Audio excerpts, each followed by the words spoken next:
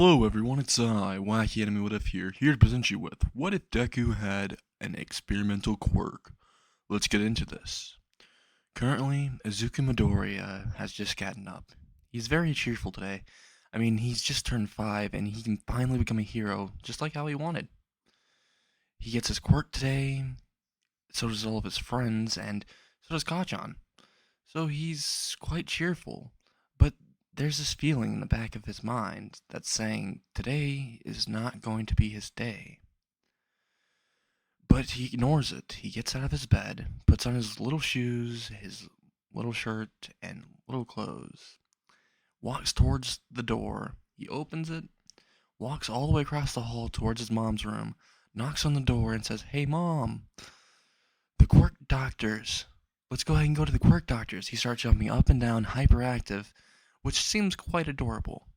His mom on the other end of the door is still in bed, trying to get back to sleep, but realizes he's going to continue doing this until he gets what he wants.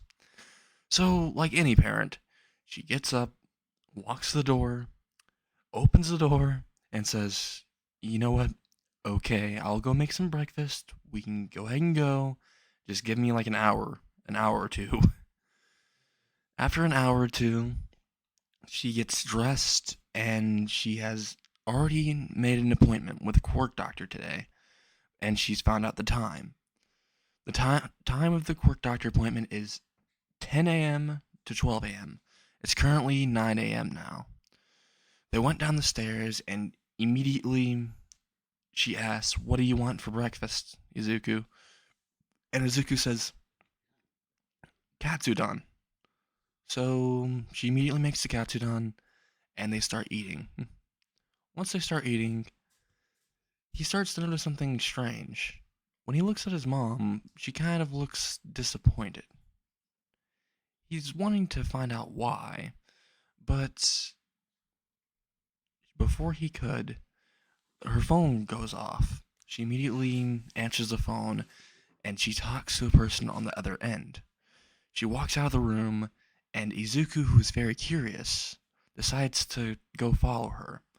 So he walks behind her very, very slowly and quietly and listens into the conversation. She immediately talks to the person on the other end and says, "Are you sure he's going to be quirkless? I mean, I know your quirk can see through the future, but are you sure? And what is this about an experimental procedure to give him a quirk? I don't believe that this is going to work." While the voice on the other end of the line is raspy and it says, "Well, if you don't do it, then he's just going to be bullied for the rest of his life. Would you rather have that? Be treated like scum? Or something that is just scraped off the bottom of your shoe? So I suggest you proceed with it. We barely give this opportunity to many people, especially people with your background." What he's referring to is the fact that Inko Midoriya is quite poor. They're living in a slum area. So she can't really afford much, and she's kind of hoping that Midoriya can become a hero like he dreamed of because they make enough money to where they can actually move out. So Inko, against her better judgment, signs him up for it. She immediately says, "Okay." The doctor says, "There is a certain thing. He might not be the same when he comes back, though he'll be completely fine. Don't worry." And he does a sinister chuckle. This makes it to where Inko thinks a hard minute before agreeing again, while little Izuku, who's on the other side of the door, listening into the conversation, immediately started thinking that this is not going to go well for him. His mom basically just sold him out to someone. And that's only if he's quirkless. He's just hoping he's not. Because he knows he can't really do anything in this situation. I mean, if he calls someone, they'll either take him away from his mom, put him into an orphanage, or if he turns out quirkless, they'll either dispose of him, or just leave him alone. Or he'll get bullied, beaten. He knows all of this. He's quite an intelligent child. So he decides, I might have to run away if I am quirkless. So he starts packing everything in his room. He goes all the way up the stairs, packs everything in his room in a little bag, and he decides if I am quirkless and she takes me back here, I'll grab everything I can and go out the window. So he puts an escape route already planned. But right when he's making the escape plans, she goes up to his room, knocks on the door, and says, "Hey, Izuku, come on, we gotta go to the quirk doctor." Izuku, who was excited before, is now dreading going to the quirk doctor in that tiny chance that he is quirkless. So he decides, might as well get this over with. He goes towards the door, opens it, and follows Inko all the way outside to the car. Right when they get into the car, Izuku sits in the passenger seat while Inko's in the driver's seat. Izuku usually puts on his seatbelt, but currently he left it a little unloose. It looks like from a certain angle for Inko, looks like the seatbelt's on, but it's not. The car can't really tell if he has a seatbelt on because it's quite the cheap car. So he has it like that in case he needs to make a run for it. As soon as Inko was driving Izuku all the way to the quirk doctor, she noticed that Izuku was shaking slightly. His eyes were kind of weirded out. His eyes were like very zoned out, like he was lost in thought. Inko's never seen him like this. So she's wondering why. Then she thinks maybe he might have overheard. So he asks Midoriya a question. "Hey Midoriya, if you didn't have a quirk, would you still want to become a hero?" Immediately Izuku, without even thinking, answered, "Yes, I would." While Inko said, "That's perfect, but if you had a chance to gain a quirk, would you?" While Izuku said, it depends on what would happen, what would I have to go through, or anything else. Would I be okay? Would I be the same? Would my goals change? Is what he says. While Inko is impressed because she's never really seen him think this much about something. And she's starting to wonder exactly how intelligent her child is. But before she can ask any more questions, she notices that they've already arrived directly at the quirk doctor's. Immediately, Izuku opens the door and gets out, and is thinking about either bolting for it or actually checking if he has a quirk or not. Against his better judgment, he decides to give his mom the benefit of the doubt. He follows her directly into the quirk doctor's. Right when they walk into the hospital of the quirk doctor, they are in a waiting room. Izuku sees Kachan there and immediately starts waving at him, and says, "Hey Kachan, did you check your quirk yet?" Immediately, Bakugo says, "I did. I have a quirk called Explosions. Apparently allows me to make explosions from my sweat, or natural glycerin is what it's made of. Or whatever that is what Bakugo says." While Izuku, who already knows what natural glycerin is, was quite impressed, actually. That seems like a really, really impressive quirk, also flashy, but he knows the potential dangers of it. And it being in the hands of Bakugo didn't really reassure him, considering Bakugo already has an inferiority complex, and Izuku could already tell from his friend. Considering every time someone tried to help him, he'd look at them as if they're pitying him for some reason that Izuku could not really know or understand. So he immediately said, "That's cool, Kachan. I hope I get a good quirk too." While Bakugo says, "Yeah, knowing you'll probably not even get a quirk. You're just a useless Deku." Right when he says this, Izuku says, "I'm not useless. Plus, even if I don't have a quirk, I'll still be a hero." Bakugo immediately says, "Yeah, right. Whatever," and walks away, stomping his feet. While immediately Midoriya says in his mind, "Yeah, you'll probably just be a villain, honestly." He mutters that out loud by accident, Bakugo turns around, looks directly at Midoriya, and charges directly at him, while Midoriya just realizes he said it out loud and looks face forward to see a fist coming right towards his face, and a little tiny explosion appearing out of his fist. Right before Midoriya could even block, it hit him right in the jaw. You could hear a crack, a sickening crack, and he flew all the way across the waiting room, all the way into the doctor's office, through a wall, and he was bleeding very badly. His jaw was completely shattered almost. There was blood dripping out of his mouth, and the back of his head seems to be bleeding. He may have gotten a concussion. That's what Midoriya thinks in his head, while trying not to scream out from excruciating pain and failing badly. He screamed so loud and a sickening scream that made every single parent and child either cover their kid's eyes or cover their own, or just close them or ignore him. While Inko, who just got done talking to the doctor about the appointment, just saw what happened and immediately went towards Mitsuki to tell her off about her kid instead of checking on poor Izuku. Izuku got out of the little crater he was left in and immediately wanted to go ask his mom to reschedule the appointment to just get him in the hospital in general so that they can fix his jaw and his concussion he has currently, because his vision is going in and out right now. Inko, who finally stopped telling off Mitsuki, walked towards her son, and right when she did, Izuku fell to the ground. He wasn't moving. He didn't seem to be breathing.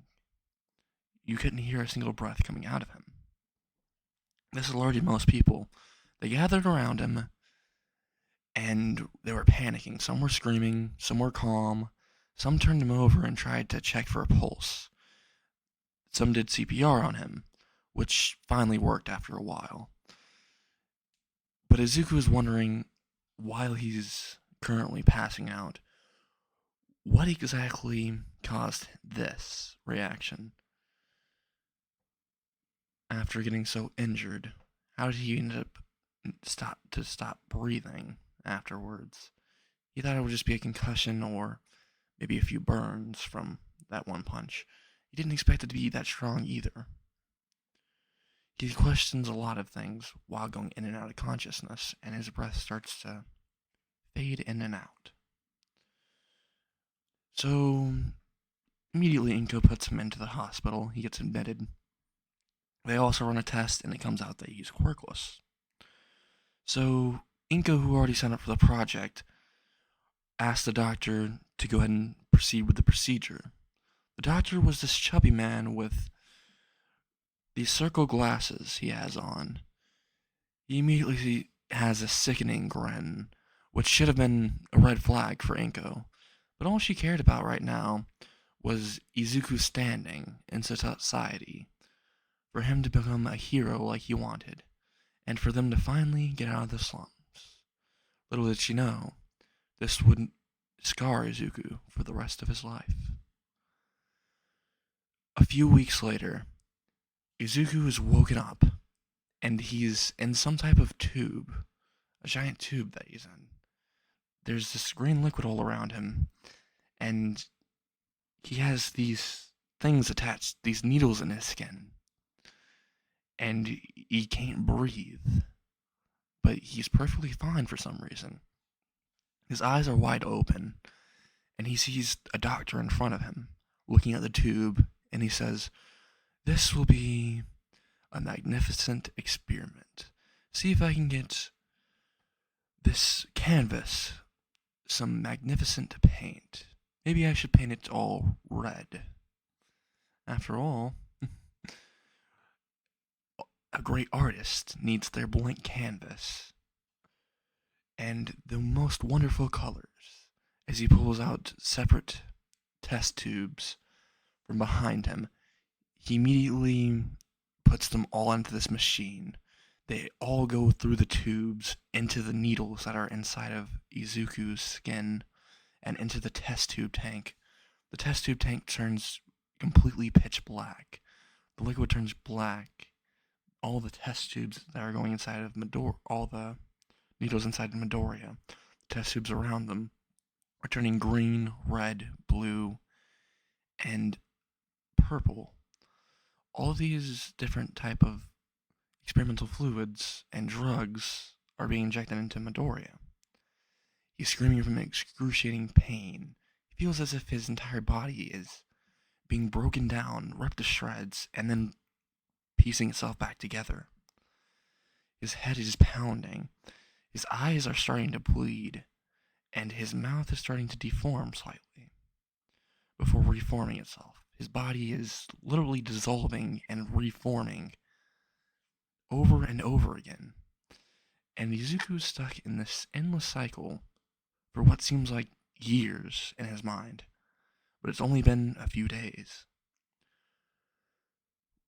Izuku is wondering, what did he do to deserve this? What's happening? All he remembers is that his mom ended up admitting him into the hospital before he passed out. At least that's what she said, or was the last words he heard before he passed out. Who is this doctor? Why is he doing this? All these questions, but no answers. Until the doctor comes back a day later, after all of the torture Midoriya's went through, and finally stops the machine. He gets Midoriya out of the tank, who's currently sedated, and puts him onto a table. He pulls out a buzzsaw, and he heads towards Midoriya after strapping him down to the table with titanium cuffs around him, bounding his ankles, his arms, and his legs in general, also his neck. When he pulls out the handsaw, he decides he's going to do a dissection. So he basically dissects Izuku from his arms, his legs, his torso, dissects every part of his body, and injects different fluids from different syringes, or replaces parts of his body with other questionable parts or questionable organs. Midoriya is feeling all this pain. He didn't even use anything to sedate the pain. The sedative only made it to where he's paralyzed.